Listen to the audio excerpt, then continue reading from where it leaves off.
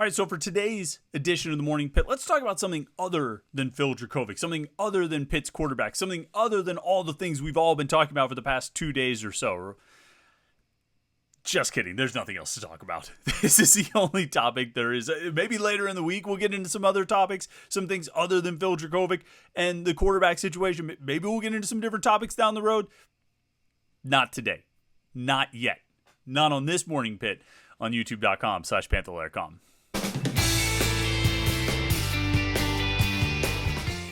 All right, it's Monday. It's the start of a new week. The new week started. They didn't end the calendar after Saturday night's game, even though it felt a little bit like it. I got to give a quick shout out to everybody who came and hung out on the post-game show on Saturday night. We started around 11:15 or something. We went for a solid hour and had some of our biggest viewership numbers ever. I mean, we had the most people watching that we've ever had. And, you know, as of last night, it was, I think, our second most viewed live stream that we've done on the history of youtube.com/Panther-Lair.com. Second only to the ACC championship game, and quite frankly, it's probably going to pass it. It's sort of reminiscent of back in the day. Our old message board format at Panther-Lair.com would list, like, you know, number of members online, and then it would always list, like, when the record was set for the most members online at one time on Panther-Lair.com. And for the longest time, it was the day Robert Foster committed to Alabama. It was like that moment right around that time is when it set the record. That record might have held until we switched message board formats and could no longer see things that way. There's something about a loss and something about bad news that brings people together, and particularly a loss like Saturday night, a loss on the road. Our road game, you know, our post-game shows after road games always seem to get bigger numbers. People are, more people are watching from home. They flip right over. At home games, we're still at the stadium for a couple hours after the game ends, and then we go home and it doesn't start, and it's a couple hours after the game ends, and so it's a little bit unique, and most people were at the game, so they might not be tuning into a post-game show. But the road games, we tend to get a bigger crowd, and after a loss, that's especially the case. And after a loss like Saturday night, it was absolutely the case. And I'm not sitting here celebrating what we got and experienced there as far as the viewership numbers, but I do appreciate everybody who came and hung out. And if they end up winning this Saturday against North Carolina, then I hope everybody's got that same energy. That's going to be a late one. That 8:00 kick is going to we're gonna be burning the midnight oil on that. That's gonna be like a 1 a.m. live stream, maybe later. I'm yawning just thinking about it. I'm getting too old to stay up for those late live streams, but we'll definitely do it. Anyway, you know the deal right here. youtube.com/Panther-Lair.com is the YouTube channel. Like this video and subscribe so you don't miss any of our Pitt video content, like those post-game shows, which are some of the most fun things that we do, win or lose. It's fun to get together and talk about the game. We also have a live stream that we do every Wednesday night at 8:30 p.m. Me and Jim Hammett get together and talk about Pitt sports for an hour. That's a lot of fun. And the great thing about those two live streams, the Wednesday night show and the post-game show, is that you can bring your comments and questions and get involved in the conversation. We can have a little back and forth, and it's a lot of fun to do that. It's not just me sitting there talking for an hour. It's you commenting and asking questions and joining the conversation, being part of the discussion, which is a lot of fun. I enjoy. Win or lose, it's fun to get together in those settings. And then, of course, we have these daily Morning Pitt videos, Monday through Friday.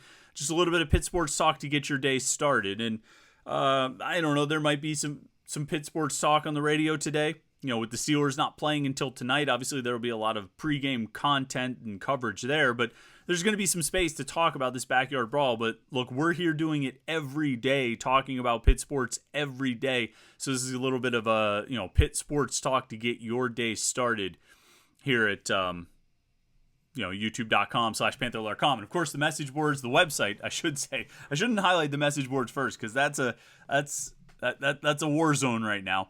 But the website is Panther-Lair.com, Panther-Lair.com, Pittsburgh.rivals.com, the most comprehensive source of Pitt sports news on the internet, football, basketball, recruiting. You find it all, Panther-Lair.com, and message boards to interact with hundreds and thousands of other Pitt fans all day, every day. People are on the message boards at Panther-Lair.com talking about Pitt sports, and it's lively. It's never boring. I'll say that. It's never boring. And of course, the last thing, we got to give a quick shout out to our friends at HomeField, HomeFieldApparel.com. Look, I'm not really repping Pitt, but I'm repping the HomeField shirt that they gave me. Nobody wants to wear a Pitt shirt on the Monday after a loss, but we'll do it right here.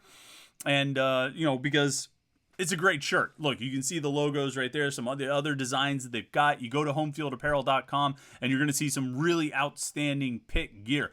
Just because Pitt looked bad doesn't mean you need to look bad. You can still look good, and you will look good with these sweet designs from HomeFieldApparel.com. Go check out the website. And, of course, as we always say, if you use the promo code LAIR23, LAIR23, one word, two numbers at the end, LAIR23, LAIR23, you're going to get 15% off your first order at HomeFieldApparel.com. You can't beat that deal. So you're going to get great high-quality Pitt gear, and you're going to get it at a discount on your first order. So go to HomeFieldApparel.com. Drown your sorrows with, what do they call it, retail therapy, and get some new Pitt shirts. Because as bad as Saturday night was, you're a Pitt fan. I mean, you're a fan of sports. You're a sports fan. You've seen bad games and bad losses before. Chances are that might not even be the worst loss you've seen. It was a bad loss.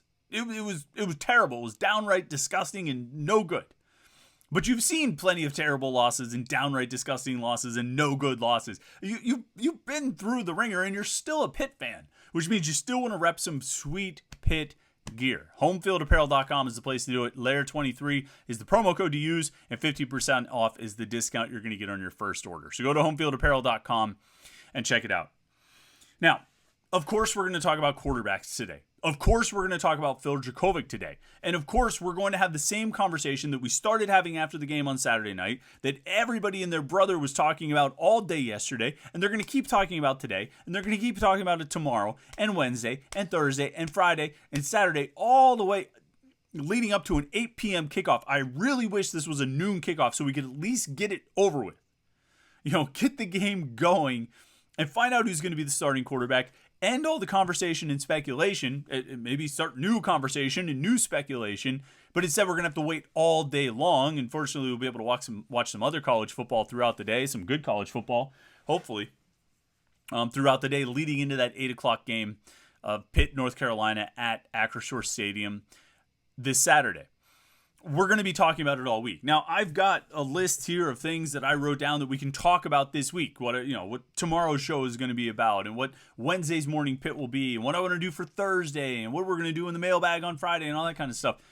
But today is not the day to talk about Donovan McMillan and Rodney Hammond and Rasheem Biles, Mr.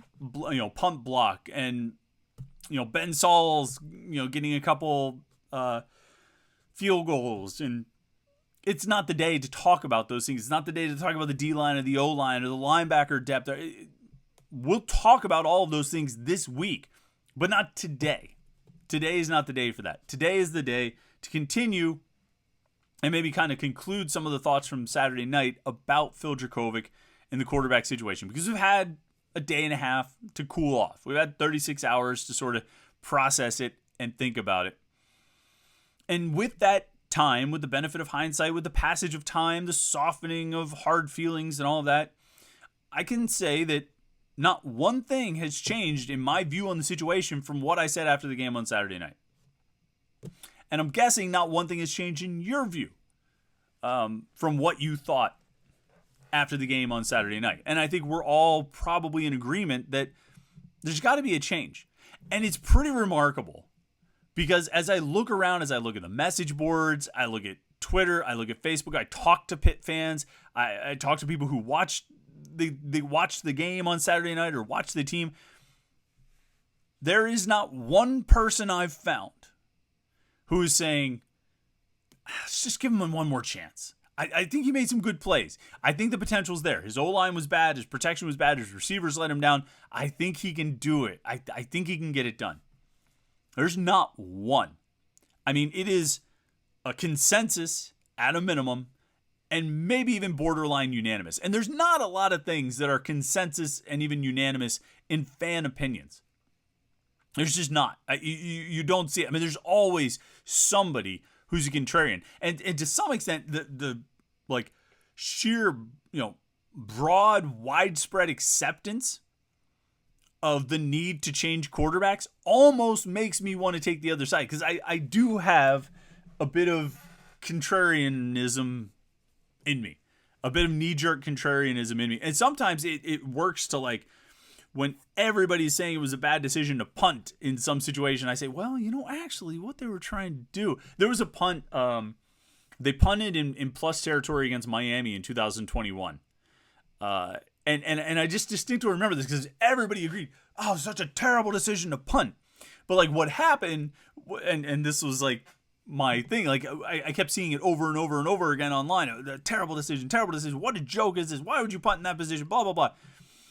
And I just couldn't help myself. I started looking for reasons why it would be the right call to punt in that situation. It ended up, that it kind of was the right call. They pinned Miami deep. They ended up forcing a turnover. They got forced not a turnover. They forced a punt. I think it was a 3-and-out punt, and they got great field position. Kenny Pickett ended up throwing an interception. But, like, that's kind of what I do. And I think people who've read Panther-Lair.com or follow me on Twitter or interact with me just kind of know that that's, at a certain point, the voice of the masses, the consensus of the masses. I don't want to say rebel against it. It just causes me to look for that other side. And it's almost like a devil's advocate syndrome or something like that. I just can't help myself. This guy's bad. This guy, I can remember back in, like, 2011, 2012, like, well, look, I think Tino Sinceri's got potential. There's just certain things you've got to do with him. I think he's had some situations where he made some good plays and all that. This is what I do. Now, Tino wouldn't know because he blocked me on Twitter, but I did that. Even back then, it's just kind of in my nature to just sort of find the other side. If there's just too much noise on one side, just go look for the other side and be a bit of a contrarian about it. Be a devil's advocate, I guess, or play devil's advocate. But not in this situation. Like, this is one where I'm pretty sure the fans and every living soul who watched that game on Saturday night, some of which are now probably dead in their souls, there's agreement. And I don't think they're wrong. And I can't imagine there's anyone in the building in the South Side who thinks a change should not be made. There's probably, Phil Jurkovec would probably say that a change should not be made. I'm pretty sure most of the team would probably say, yeah, we'd like to see the other guy get a chance. Any other guy get a chance. What's going to be most important, of course, is what Frank Cignetti and Pat Narduzzi say. And look, we've gone over this a lot over the last couple of weeks and over the years too, of my thoughts on personnel and how I really try to refrain from questioning personnel decisions because the coaches have more information. They've seen more film and they break it down. They know more of what's going on than what the plays were and all these things. And I still stand by that. But in this case, I can't imagine what they would look at on the film and say, all right, I know it looked bad, but actually Phil did this or did that. There was a quote last week. I think Frank Cignetti said he wouldn't want to put any quarterback, or maybe Pat Narduzzi said it. I forget who said it. Wouldn't want to put any quarterback in that situation. And I think they were referring to the pass rush from Cincinnati and the pressure that was on Jurkovec and how little time he had in the pocket and that kind of thing. Okay. Well, he was pressured 49% of his dropbacks or something like that. Well, that number dropped under 40% this past week. There was still a lot of pressure. It's a lot of pressure if you're getting pressure, if they're getting in the backfield on 40% of your dropbacks, 39.1 or whatever it was according to Pro Football Focus. If they're getting in the backfield on 39% of your dropbacks, 40% of your dropbacks, that's a lot. You're still running for your life a lot. But more often than not, you've got a clean pocket. More often than not, you're not getting pressure. More often than not, you have time to drop back, see the field, and make throws. Obviously, it didn't happen. And this was something, actually, as I thought about it through the weekend, and maybe we touched on it Saturday night. I forget. There was whiskey and beers involved, and it was late at night, and I forget some of the things that I even talked about on that postgame show on Saturday. But as I really thought about it during the weekend, one thing that sort of occurred to me is that kind of like with the pressure question, the offensive line and the blocking, a lot of the excuses from the Cincinnati game were stripped away in the West Virginia game. You give up 40% pressures, that's bad. But you know what?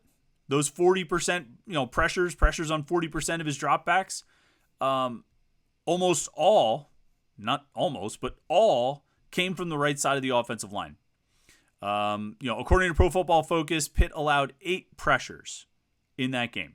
Phil Jurkovec was pressured 8 times.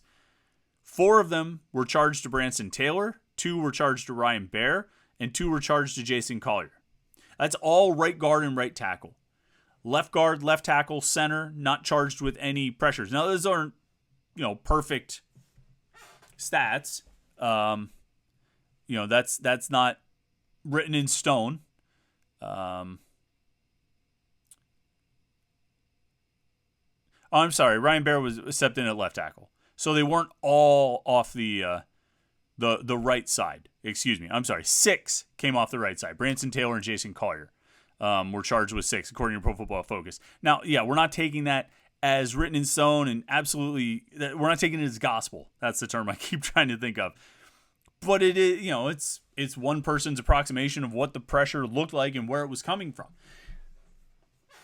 But you still had half the offensive line. You had the left tackle, the left guard, and the center playing pretty well, particularly your starting left tackle. So you lost some of that. Well, there was just pressure just coming up the center, and it was just really tough. Too much pressure to handle. It was a really tough situation for Phil Jurkovec. You lost that excuse. You lost the excuse of the running game, too. I know they didn't finish with great stats. They had 100 and some rushing yards in the first half, and they finished the game with 130 total and only averaged 3.6 yards per carry.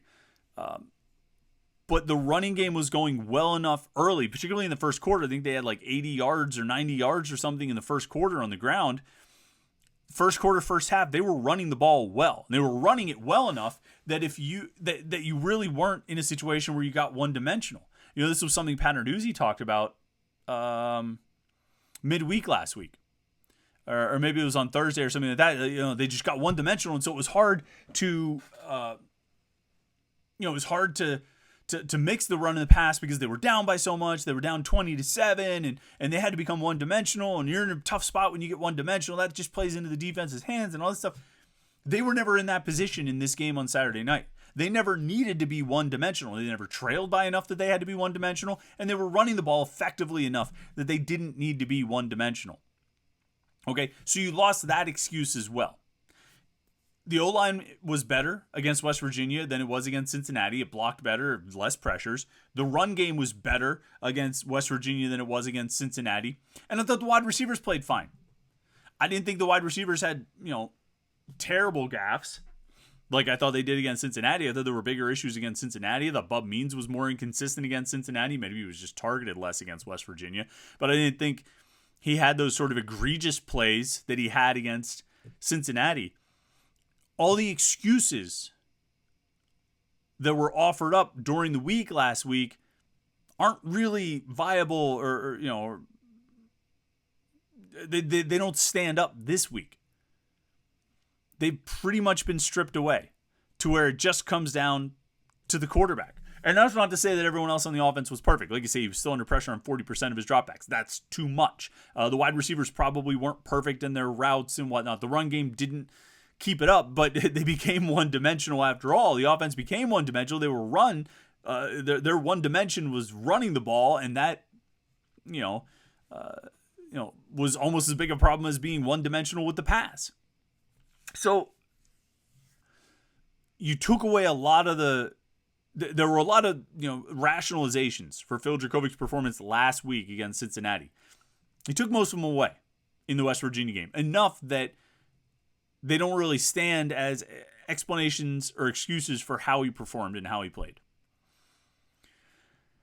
And again, I'm not one to usually say, just give the other guy a chance. Let's see what he can do. But I don't know how there's any other option at this point. I really don't. And I'll say this too. If number 11, if Christian Bear runs out there with the first team offense against North Carolina, they still might not score enough to beat Carolina. The offense might not even improve all that much. It's very possible. You remember what the offense looked like when they ran it with Nate Yarnell last year at Western Michigan? right? In the 2022 game at Western Michigan, Nate Yarnell, I mean, threw like 7 passes or something like that. It's not like, it's not some guarantee that Christian Bear is going to be better. Nate Yarnell is going to be better. But at this point, I think you have to find out.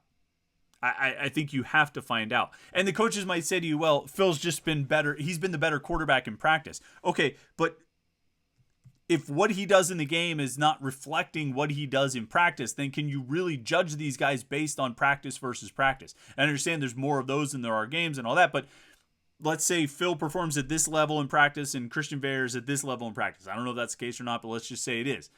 But then when they get to the games, Phil performs at this level. And you say, okay, well, can you still compare Phil practice to Christian Bear practice? Or, I mean, you now have this other information on Phil, which is him not being very good in the games. And then I think you have to look at making a change. If it doesn't work out with Bear, I don't know what that looks like. I don't know how long that lasts. I mean, God, you might as well give Nate Yarnell a shot. And again, I don't like doing the might as well see what he can do logic. But it feels like this is a situation where, yeah, you might as well see what he can do. And maybe both of them. And keep running the ball and establishing the run. That's still going to be your bread and butter. That's going to be your identity and your foundation. But you need somebody who can make the throws. Sometimes. There's no confidence in Phil Jurkovec from the outside. And I can't imagine there's a lot of confidence from Phil Jurkovec on the inside of the program. And that's, when you're in that kind of situation, you got to make a decision. They're at a crossroads right now. Pat Narduzzi, I think, is at a crossroads with his quarterback and with his offensive coordinator. And he's at a crossroads for this season. And Christian Bear may not save the season. But I'm pretty sure Phil Jurkovec isn't going to save the season either. So you need to make a change. We'll find out. We'll see what Pat Narduzzi has to say today. He has his weekly press conference in the South Side. We will be there. We'll have a live thread going on the message boards at Panther-Lair.com. We'll have video posted later with a transcript and all those good things. And I mean, obviously, it's going to be a big topic. Just like I joked that we're not going to talk about it today. I mean, obviously, I said, we're not going to talk about quarterbacks. But of course we're going to talk about quarterbacks. Well, Pat Narduzzi might walk into his press conference later today and say, I'm not talking about quarterbacks. But of course he's going to talk about quarterbacks. He doesn't have a choice. He has to talk about it, and we have to ask about it. Conversations are going to happen. Go over to HomeField, HomeFieldApparel.com. Use the promo code LAIR23 to get 15% off your first order. You can't beat that deal with a stick. And then, of course, like this video and subscribe. YouTube.com/Panther-Lair.com. Thanks for checking out the video today. I hope you had a great weekend other than the debacle on Saturday night. I hope you had a good weekend, but I appreciate you checking this out. And like I say, like and subscribe. Enjoy your Monday. Get a good start to the week. We'll be back with you tomorrow for another Morning Pitt right here. YouTube.com/Panther-Lair.com.